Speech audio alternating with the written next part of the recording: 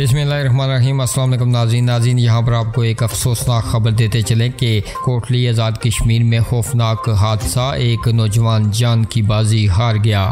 नाज़रीन कोटली मीरपुर रोड पर 4:30 बजे के करीब बड़ाली डैम के पास अलमनाक रोड हादसा हुआ। एक शख्स जाँ बाग जबकि दूसरा शदीद जख्मी, जिसको रेस्क्यू 1122 कोटली ने इब्तदाई तिब्बी इमदाद देकर डिस्ट्रिक्ट हेडक्वार्टर अस्पताल शिफ्ट किया।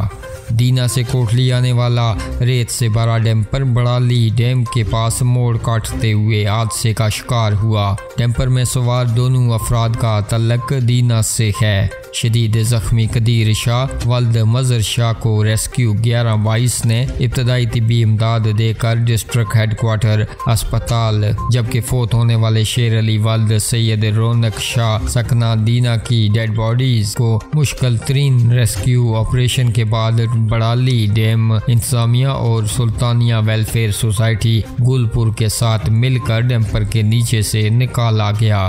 नाज़रीन आप भी अपनी राय का इजहार इस अफसोसनाक खबर के हवाले से नीचे कमेंट बॉक्स में ज़रूर कीजिएगा और मज़ीद खबरों और अपडेट्स के लिए हमारे चैनल को सब्सक्राइब कीजिएगा।